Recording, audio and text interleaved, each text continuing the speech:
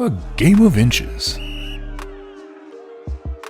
The game of inches is where we theorize about how the story could have changed if one small event in the chapter that we're covering had been different. For this, I'm often posing questions with the hope that listeners can kind of come up with their own thoughts, their own theories, suggestions, opinions on how it might play out inside their own headcanon if one small tweak was made in this chapter. But today, since you're here, you get to react with whatever comes to you. Love it. So here's the scenario that we're going to play out. And that is, what if Harry didn't bite on Malfoy's bait for the duel? Ooh. This is a pretty big moment for our golden trio and for Neville for that matter. Without it, they never stumble across Fluffy. Hermione doesn't see the trapdoor. So they have never been able to put two and two together about the stone, where to go looking for it, and thus be able to try to go protect it, right? Right. Yeah. It's really an important turn of events. Yeah. And we don't get the first adventure with them together. Perhaps the troll thing maybe still happens. So they could still possibly form their little trio, but it doesn't form some sort of this has to be some sort of foundation, right? Aside from Absolutely. literally learning where the book's climax is going to happen, it still is kind of that first foray into the, I don't know what you want to call it, sneaking out and doing mischievous hero things, even though it is completely unheroish. Well, it's like you said about Alohomora. I mean, I feel like this is an important moment where they see, even if they're not super cognizant of it in the moment, because they're running from Filch, they see, I hate to put it in these terms, but Hermione's value to them. Right. They kind of see how they can work together, how they can feed off of one another in a very, very rough sketch version of it while they're dragging Neville along with them.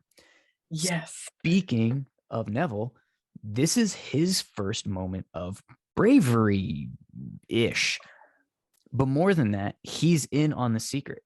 He knows that they go out sneaking around, laying the first bricks for him to stand on when he's trying to stop them from going later on in the book. Yes, because really all he's doing is exactly what Hermione did, what he saw Hermione do, and got inspired by that.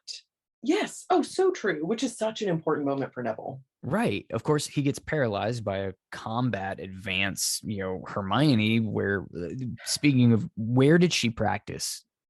Right. Who taught you that spell, girlfriend? You don't just read that in a book and whip it out. I mean, I feel like McGonagall taught her. I feel like maybe. So you're thinking off page, we have some little tutorage sessions from Prof McG. She ends up giving her the time turner. I feel like there's some individual bonding happening between those two. The question is, how does that impact Quidditch? Because that's the only way that she's doing this, is if it somehow benefits Quidditch and her. There's got to be a way. It's like 6 degrees of Kevin Bacon. There's got to be a way. It's got to tie into Quidditch. Yeah. Is she thinking that Hermione can use the time turner to blow the snitch in Harry's direction? Absolutely. She's like, yes, use it for your studies. And in her head, she's like, if we lose a match by some kind of crazy little margin of a split second difference, then I'm just going to tell her to go ahead and use the time turner there. Very strategic, McGallion. Yes. Yeah, for sure. It's got to be that. But that was the moment that gives Neville his final 10 points to win the House Cup for Gryffindor. Yes. Without this, does he ever have that courage? Where are our golden trio without this first mission out and about after hours? Where is Neville without his first moment of bravery and being a part of something? Yes. Where does this book go? How do they manage to find Fluffy in the trapdoor? I just don't think that they do. I feel like truly without this interlude, so really we have Malfoy to thank for all of this.